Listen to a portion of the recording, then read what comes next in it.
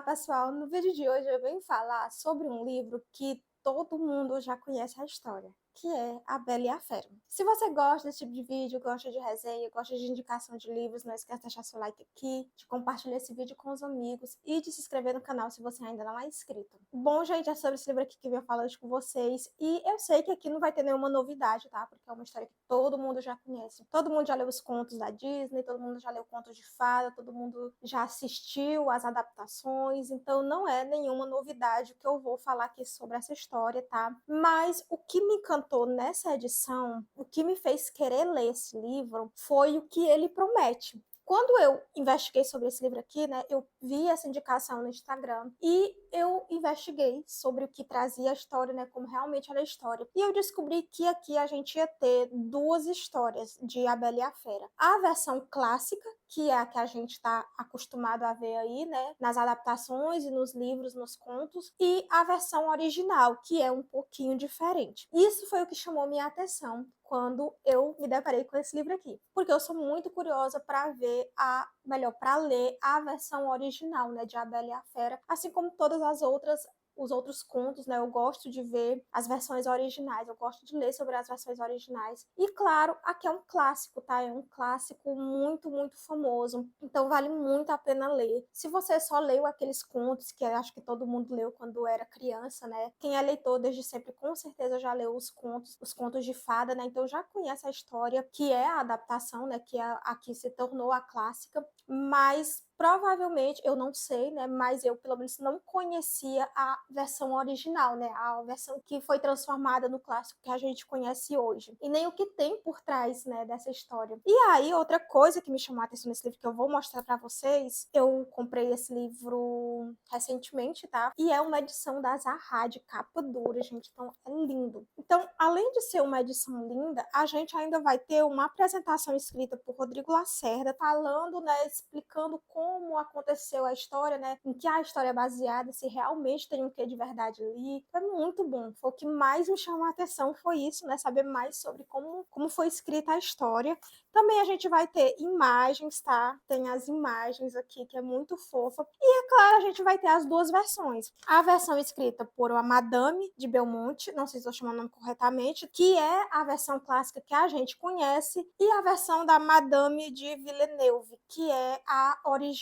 Então, na apresentação aqui escrita por o Rodrigo Lacerda, ele fala um pouquinho sobre o mito, né, da fera, que na época, né, não se tinha muito estudos sobre doenças, né, então era tudo mais um mito, tudo mais uma coisa sobrenatural. E acredita-se que essa história de A Bela e a Fera, ela foi inspirada na história real de Pedro González, um espanhol nascido no arquipélago das Canárias em 1537. Ele apresentava uma doença chamada síndrome do lobisomem, que hoje, né, cientificamente é conhecida como hipertricose. Essa doença, ela é caracterizada por um aumento de pelos no corpo, né? Então a pessoa, ela tem muitos pelos, com exceção das palmas das mãos e dos pés. E aí esse homem, ele foi considerado uma aberração por a própria família, e nessa época, né, as pessoas que não eram enquadradas ali no padrão, né, elas eram escondidas ali pela família, ou até mantidas ali, ou até doadas ali para serem atrações de circos e tal. E foi o que aconteceu com ele, Pedro González. Ele foi dado da família dele, deu ele para o rei da época, né, para que o rei se distraísse com essa pessoa. E o rei resolveu fazer o quê? Um experimento com ele lá. Ele pegou uma pessoa ali da corte dele, né, um jovem muito bonito da corte dele, e fez, né, armou ali um casamento com ele, porque ele queria saber como seriam as crianças, né, nascidas através deste homem, né, como seriam os descendentes dele. E essa dama, né, essa mulher, ela não sabia das características do seu noivo, né, ela não tinha conhecimento de como ele seria. E quando ela conhece ele, né, ela fica assustada, horrorizada, mas já não tem mais o que fazer, né, ela está prometida a ele e ela é obrigada a se casar com ele. E acredita-se que eles tiveram um casamento feliz, né? Que eles tiveram ali uma vida amorosa muito bem construída, apesar da aparência do noivo, né? Do marido. Então Então é sobre essa história que todo mundo, né, acha que a autora se baseou na criação de A Bela e a Fera. Só que A Bela e a Fera, ela tem todas as características ali de magia. Não se perde essas características de magia que a gente vê nos contos de fadas, né, nos livros de contos de fadas. Então a gente vai ter aqui uma fada madrinha, a gente vai ter um príncipe e uma princesa, a gente vai ter uma maldição e tudo isso que vimos nos contos da Disney, tá? Mesmo na história original, essas características se mantêm. Pode ter sido baseado nessa história que acredita ser real? Pode, mas foi mantido ali toda uma misticidade ao redor dos personagens. Na primeira versão, né, que tem aqui no livro, que é a versão clássica, a versão que todo mundo conhece, ela é muito mais leve. Digamos que pode ser lida para criança, tá? Porque não tem nada assim demais. Então a gente vai conhecer a Bela, que é uma jovem muito bonita, foi chamada de Bela por causa disso, né, por causa da sua beleza. Ela é filha de um comerciante, e esse comerciante acaba perdendo tudo e tendo que sair da cidade e ir pro campo. Então ele vai pro campo com as suas filhas, né? São 3 filhas e 3 filhos. E aí ele recebe a notícia lá, né, de que uma das suas cargas não foram extraviadas e que ele tem a chance de reaver algum bem. Ele volta para a cidade atrás desse bem e quando ele vai, ele pergunta para as filhas o que elas querem de presente. As 2 filhas que são mais apegadas a bens materiais pedem vestidos, joias, coisas caras, né? E a Bela, ela sabe da condição ali do pai, não sabe se ele vai conseguir mesmo reaver essa carga, né, algum bem. Então ela disse que tudo que quer é uma rosa. E aí quando o pai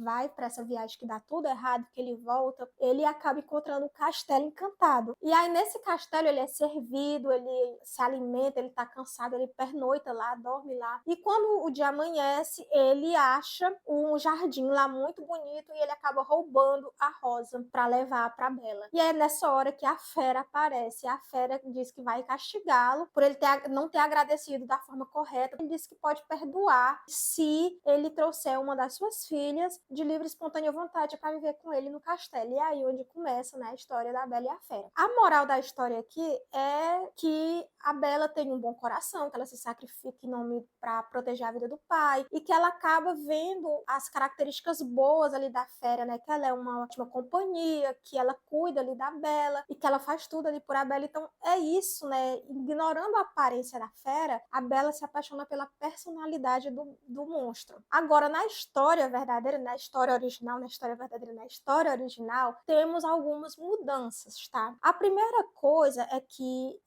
essa primeira história que eu contei pra vocês, né, que eu narrei aqui pra vocês, ela é bem menor, ela é realmente um conto, tá? Ela não é grande, não tem muitos detalhes. Já a versão original, ela é realmente maior. Nessa história, a gente tem muito mais detalhes. Por exemplo, que o comerciante, ele tem 12 filhos, 6 homens e 6 mulheres. A história de que que ele era comerciante rico e que ele perdeu tudo também permanece aqui, tá? Ele começa a história rico, fazendo tudo ali pela filha, as filhas estão bem caminhadas, com ótimos casamentos, só que elas não querem casar ainda, né? Porque elas têm muito a aproveitar, têm muito a escolher. Só que o pai perde tudo e elas vão ter que migrar ali pro campo. E no campo o negócio fica difícil para que elas arranjem casamento, é porque elas não têm mais o dote, né, gigante que elas tinham antes, então fica muito mais difícil para elas. A Bela é realmente a mais modesta ali delas, ela é a que não se importa com bens materiais, e da mesma forma que as filhas pediram joias e vestidos caros, a Bela pediu uma flor, mantém também isso, né, na história original. O que muda aqui são os mais detalhes que temos, tá? O pai, ele viaja, ele não consegue reaver essa carga, né? Os inimigos dele roubam ali dele, ele volta para casa sem nada. Quando ele vai no caminho, ele já vai desanimado, ele encontra esse castelo e ele acaba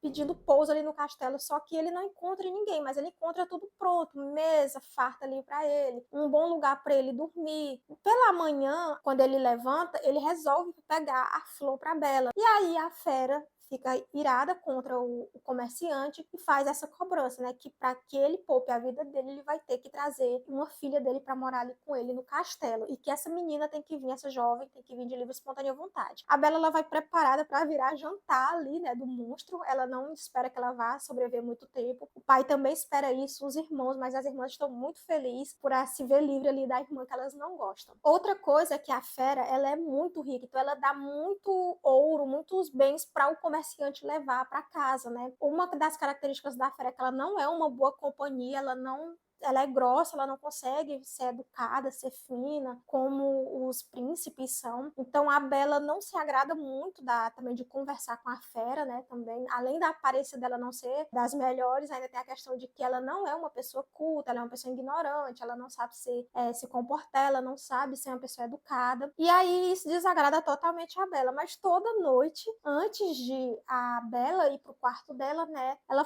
fera faz a proposta de que a Bela aceite ele no seu leito. Então é um pouco mais adulto, digamos assim, é um romance mais de época mesmo, em que a fera tem interesse em casar com a Bela. E a Bela não quer, ela não consegue se imaginar ali tendo alguma intimidade com um monstro daquele, né? Ela não consegue se ver naquela situação, então ela recusa, mesmo com medo de ofender a fera e ela acabar se revoltando com a Bela ali. Depois disso, o que acontece é o que não tem no conto, tá? Porque vai aparecer a fada madrinha ali, uma fada, e vai contar como foi a maldição da fera, né? Qual é o passado da Bela? A Bela tem um passado diferente, ela não é quem ela acha que ela é. Tem também o aparecimento da rainha, que ao contrário do que a gente imagina, ela não aceita a Bela por a Bela ser uma simples filha de comerciante. Tem muita coisa e a fada vai contar todos os detalhes aqui, né? E aí essa história eu acho ela um pouquinho menos leve, digamos assim. Então eu não sei se essa segunda versão, né, que é a versão original, se ela é recomendada para criança. Eu acho que deve ser ali mais para os 14 anos, por aí, né? Acima de 14 anos, talvez 12 anos, não sei. E eu adorei, gente, porque